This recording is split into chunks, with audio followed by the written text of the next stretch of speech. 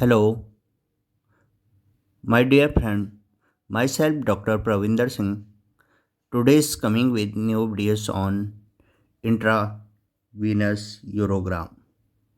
Intravenous urogram, in short, IVU.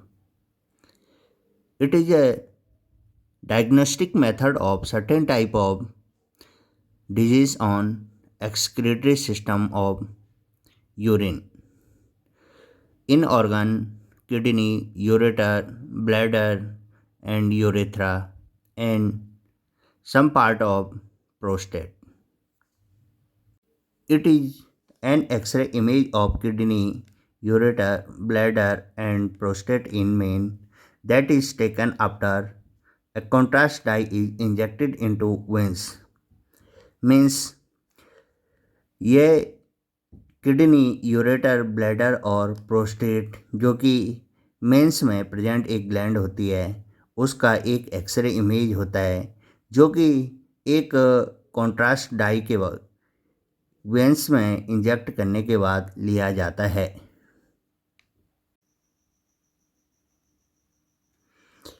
Intravenous urogram के लिए जिस डाई का यूज हम करते हैं उसको हम यूरोग्राफिन डाई कहते हैं।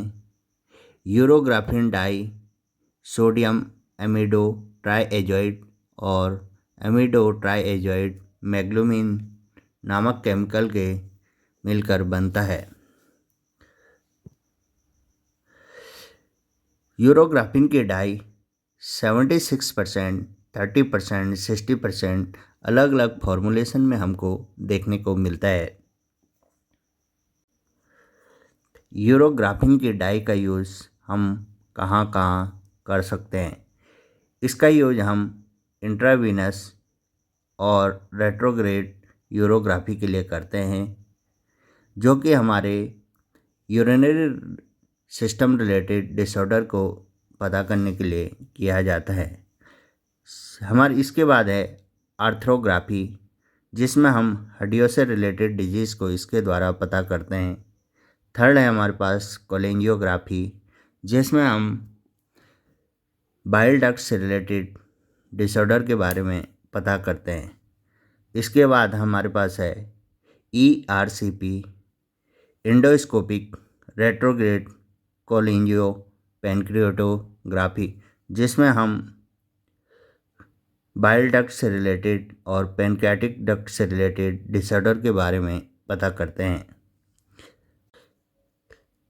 इसके बाद है हमारे पास फिस्टुलोग्राफी, जिसमें हम फिस्टुला से रिलेटेड कंडीशन को डाई डाल के देखते हैं।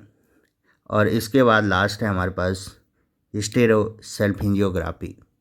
हिस्टेरोसेल्फिंजियोग्राफी में हम फीमेल से related female genital organ, uterus और उससे रिलेटेड जो फैलोपियन ट्यूब होती है उससे रिलेटेड डिसऑर्डर में हम इसका यूज़ करते हैं। इंट्रावीनस यूरोग्राफी करने की क्या प्रोसीजर होती है? इंट्रावीनस यूरोग्राफी करने से पहले हमको पेशेंट के जो रीनल फंक्शन टेस्ट होंगे वो नॉर्मल अवस्था में होने चाहिए। इसके बाद हम देखते हैं कि पेशेंट को हमको डाइटरी सजेशन करना है, जिसमें कि फ्लैटुलेंस कॉजिंग फूड्स, जिसमें हमारी दालें आती है, उनको अवॉइड करने के लिए कहना है, जिसके कारण एक्सरे व्यू में हमको गैस की शैडो देखने को नहीं मिलती है। अब इसके बाद है हमारे कि पेशेंट को एक दिन पहले लेक्जेटिव का यूज़ करवा के उसके बॉयल को क्लियर करना है, जिस कारण बॉयल की शैडो एक्सरे व्यू में हमको देखने को नहीं मिलेगी। पेशेंट को हमको प्रॉपर हाइड्रेटेड करके रखना है। कुछ कंडीशन है जैसे कि डायबिटिक नेफ्रोपैथी, इन कंडीशन में हमको पेशेंट को प्रॉपर हाइड्रेटेड करके रखना पड़ेगा। अब जो यूरोग्राफिन हम यूज़ करते हैं उसकी नॉर्मल डोज हमको 1 ml पर kg बॉडी वेट के अनुसार यूज़ करनी है। इसको यूज़ करने से पहले हमको 1 ml इंट्रावीनस रूट के थ्रू टेस्ट डोज देनी है।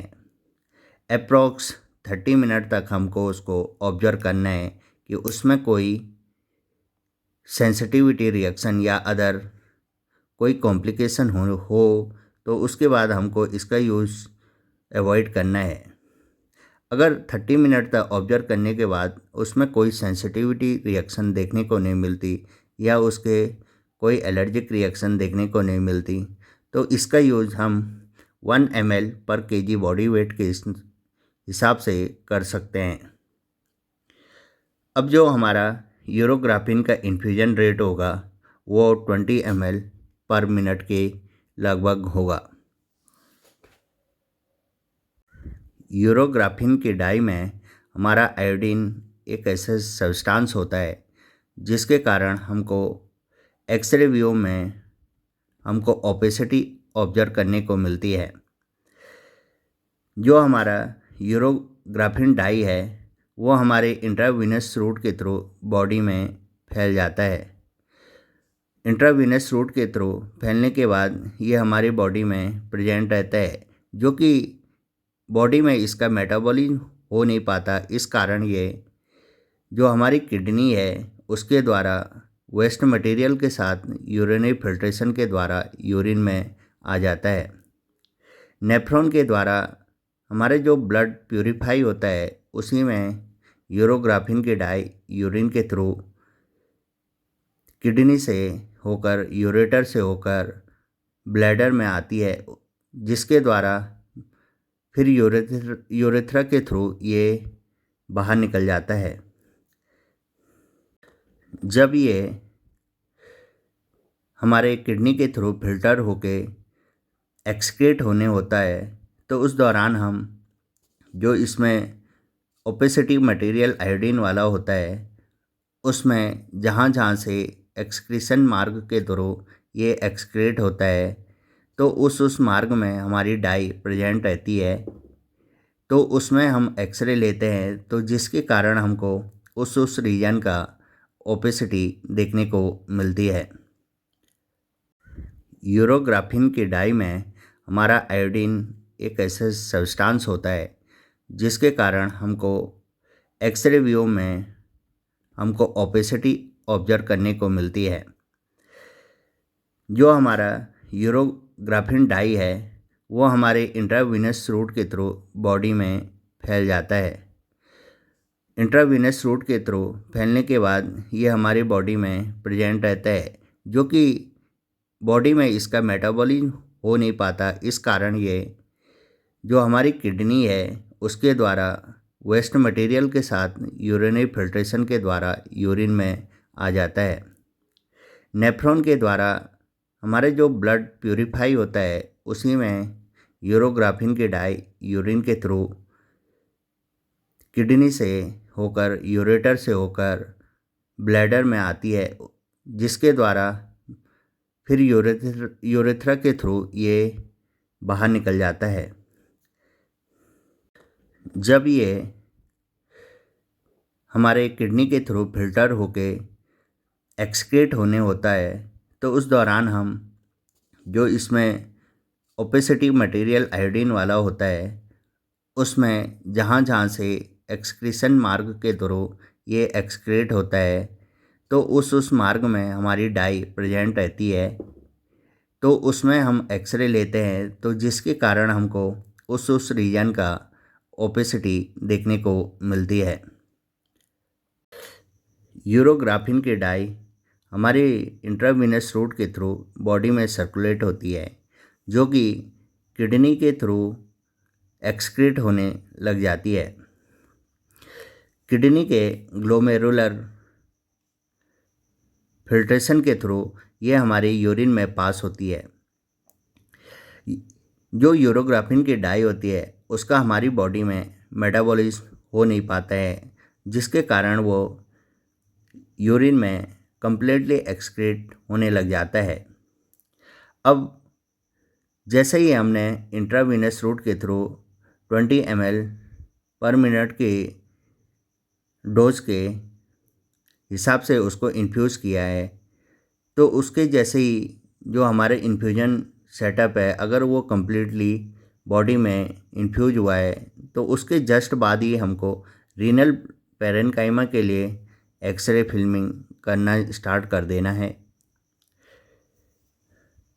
इसके बाद रीनल पेल्विस के लिए हमको 3 से 5 मिनट के अंतराल पे इसका एक्सरे लेना है। इसके बाद हमारे यूरिनरी ट्रैक्ट के लिए 10 से 15 मिनट या 10 से 12 मिनट के लगभग में इसका एक्सरे लेना पड़ेगा। इसके बाद हम कंटिन्यू ज़रूरत के अनुसार 72 आवर्स तक एक्सरे फिल्मिंग कर सकते हैं। यूरोग्राफिन की डाई को हम कहाँ पे काउंटर इंडिकेट करते हैं? इसका यूज हमको हाइपरथायराइडिज्म के केस में या डिकम्पेंसेटेड कार्डियक इनसफिशिएंसी के केस में या हम प्रेगनेंसी के केस में और उसके अलावा हाइपर सेंसिटिविटी रिएक्शन के समय पे इसको यूज़ नहीं करना है।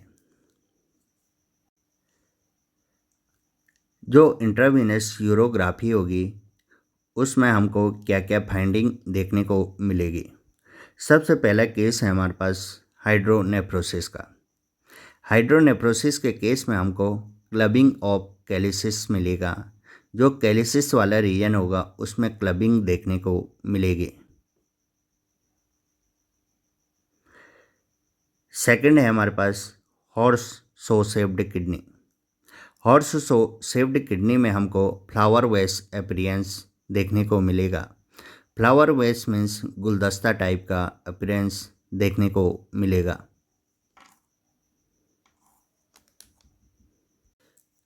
इसके बाद थर्ड है हमारे पास कंडीशन यूरेटेरोसेल्स।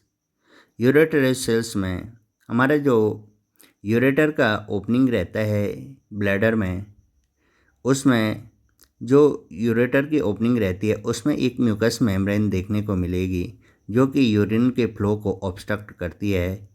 तो इसमें हमको कोबरा हेड अपीयरेंस देखने को मिलेगा। अब इसके बाद है हमारे पास रेट्रोकेवल यूरेटर। रेट्रोकेवल यूरेटर की कंडीशन में हमको जो यूरेटर रहता है वो हमारे वीना कावा के पोस्टीरियर साइड में प्रेजेंट रहता है, जो कि कॉमनली हमको राइट साइड में देखने को मिलता है। तो राइट साइड का जो यूरेटर होगा हमारा वो वीना कावा के पोस्टीरियर साइड में प्रेजेंट होगा। तो इस कंडीशन में हमको रिवर्स जे शेप्ड अपीयरेंस देखने को मिलेगा। अब इसके बाद लास्ट है हमारे पास पॉलीसिस्टिक किडनी। पॉलीसिस्टिक किडनी में हमको स्पाइडर लेग अपीयरेंस देखने को मिलेगा। Thanks a lot to all my dear friend for watching my videos.